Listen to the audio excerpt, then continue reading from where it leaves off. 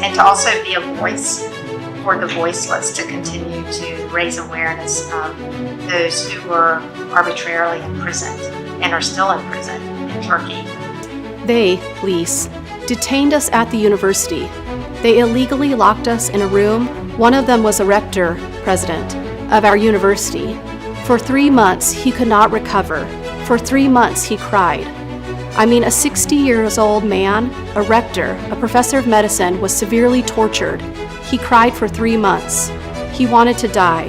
He didn't think he would ever get out of the prison alive.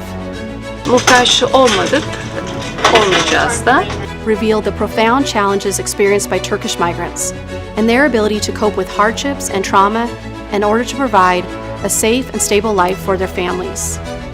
Throughout their shared experiences, we learned that by this community, and it's just been one of the greatest joys of my life.